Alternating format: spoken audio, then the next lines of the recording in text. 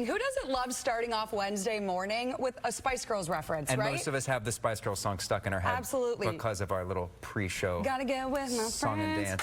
dance. Make it last forever. Well, hey, That's thanks enough for of that. waking up with us. The time right now, 6 a.m. I'm Brent Caswell in for Tracy. And I'm Jay Flyburn. Thanks for being here with us on this hump day, halfway to the weekend. And this morning, we know some colder weather is on the way. Can I get an amen? Meredith, tell us more.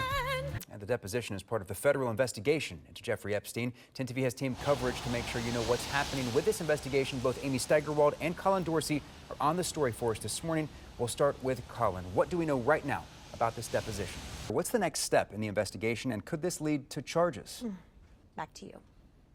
Tina Kraus, live in London for us this morning. Our thanks to you. 10 TV will be staying on top of this story and bringing you updates throughout the day as we learn more. The surplus sale is happening at 10 a.m. at 1990 Jefferson Avenue, which was the temporary Linden branch before the Cleveland Avenue site reopened 2 weeks ago.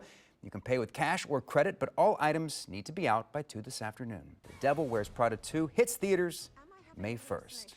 We have much more coming your way on 10 TV News this morning, but right now we are taking a quick break to update our viewers watching on CBS. As we talked to Tyvis Powell earlier today, he said this is one of the big things that happens at the Combine is you do have the chance to go in front of media. It's not just the 40-yard dash, it's not just the medical, but getting up and answering questions and showing sort of how you present yourself. Do you understand the game of football? How do you see? What are your perspectives on the game? So this is a big element that's going to be playing out over the next couple of days. I like what he said. He said, it doesn't matter which club I go to, I will bring something special. So clearly, he believes in himself. That was really good. We'll see what happens. Yeah, we wish them the best. Yeah, but we'll have updates on Combine throughout the day. Our team is there in Indianapolis. We'll have live reports coming your way over the next few hours. We're working to find out what led up to a shooting that happened overnight on Lucerne Drive in Reynoldsburg. The shooting was just after midnight. Reynoldsburg police saying the victim is expected to survive and one person is in custody. And we do have video we want to show you from around 3 this morning of that scene. You can see the police tape there. We'll bring you updates as we get them.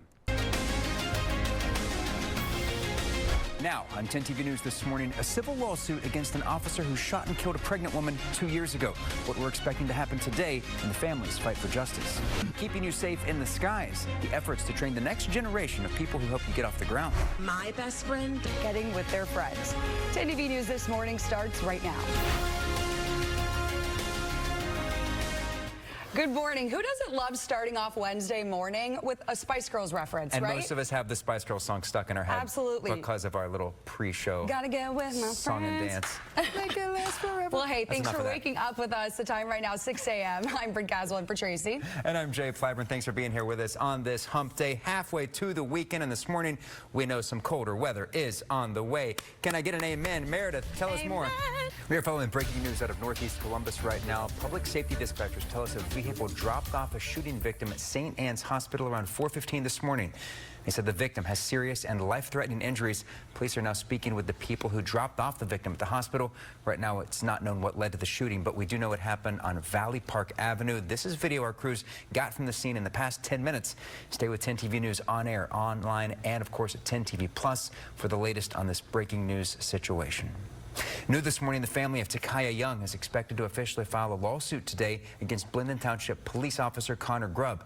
10 TV obtained a copy of the complaint, which alleges wrongful death and negligence. A Franklin County grand jury indicted Grubb last year on murder, involuntary manslaughter, and felonious assault charges in Young's death. Young was accused of stealing alcohol. The Columbus City Schools Board of Education is looking to make major financial decisions. Today is move-in day for Ohio State, meaning there will be excitement, maybe some anxiety, and even a few tears. Students will fill up those move-in bins to make their way inside the residence halls. Last year, by the way, was the largest incoming class in Ohio State history. While exciting for enrollment, it meant a bit of a squeeze when finding a place to house all the students. Some ended up in off-campus apartments, which are back again this year. 10 TV's Colin Dorsey asked the university about all of this. The university won't know exactly how many students it'll need to house until move-in starts, but preliminary numbers show about 500 fewer students living in dorms than last year. Students are expected to start moving in at 9 this morning. Classes start at Ohio State next Tuesday.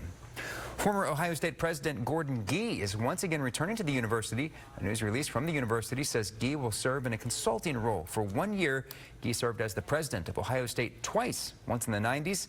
Later, from 2007 to 2013, he was also led Vanderbilt, Brown, University of Colorado, and most recently, West Virginia University. Ditching dating apps, more and more single people are looking for love offline. Ahead at 6:15, we'll explain why the next time you try to meet new people, you might want to take a friend.